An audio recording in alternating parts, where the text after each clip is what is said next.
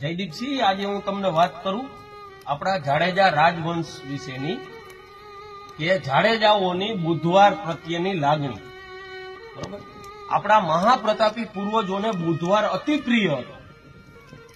એનું કારણ એ હતું કે જ્યારે ભગવાન શ્રી કૃષ્ણ આ ધરતી ઉપર આવવાના હતા ને, ત્યારે ચંદ્રદેવ સ્વયં ભગવાન વિષ્ણુ પાસે ગયા હતા અને ત્યાં જઈને પ્રાર્થના કરી, પ્રભુ આપે જયારે સૂર્યવંશની અંદર જન્મ ધારણ કર્યો ને, ત્યારે આપે દિવસે જન્મ ધારણ કર્યો.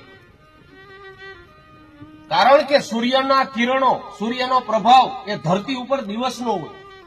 પ્રભુ, તો હવે તમે મારા ચંદ્રવંશમાં જન્મ ધારણ કરવાના છો, તો મારી આપને પ્રાર્થના છે કે આજ આપ રાત્રિના સમયે જન્મ ધારણ કરજો, જેથી કરીને મારો પ્રભાવ આ પૃથ્વીની ઉપર હોય. ભગવાન વિષ્ણુએ પ્રસ્તાવ એનો માન્ય રાખ્યો.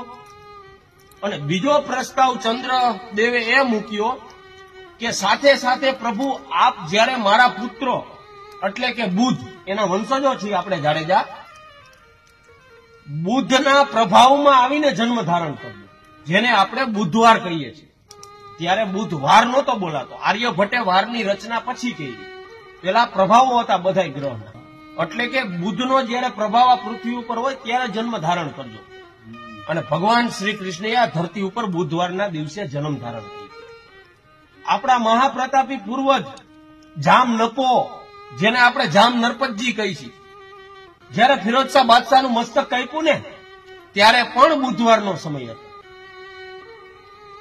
અને આપણે જયારે હાલારના પિતામાં કહીએ, પશ્ચિમનો જેને પાતશાહ કહી છે, એ જામ રાવળજી પણ પોતાના માં જયારે સોઢી રાણીના ગર્ભની અંદર હતા ને, ત્યારે એમના પિતા લાખાજી રાજ ચિંતામાં બેઠા હતા. અને સોઢી રાજપૂતાણી એમ કહેવાય કે જામ લાખાજીની પાસે જઈને કીધું કે મહારાજ, હવે તો મોમાએ આશીર્વાદ આપ્યા છે આપણને કે આપણી ઘરે પુત્રનો જન્મ થવાનો છે, તો આપ ચિંતિત કેમ છો? અને ત્યારે એ જામ લાખાજીએ કીધું તું કે મહારાણી, ચિંતા મને એટલા માટે છે કે મારો દાડો ભગવાન કૃષ્ણ આ ધરતીની ઉપર જયારે બુધવારે આવ્યો હતો ને, તો હું પણ એવી ઈચ્છા વ્યક્ત કરું છું કે મારો આ પુત્ર પણ પૃથ્વી ઉપર બુધવારના સમયે આવે. વાહ વાહ, હે આવો કયો ઇતિહાસ છે? અને ત્યારે મહારાણી એમ કહેવાય કે જામને કીધું તું, જામ, હું વાઘેલી રાણીની ગોઈને પેટ ચીરીને દીકરો તો નહીં કાઢી શકું. ફૂલજામના પત્ની વાઘેલી રાણીએ ક્રોધમાં આવીને કડાર મારીને પેટમાં પુત્ર કાઢીને ફૂલજામને હાથમાં દઈ દીધો.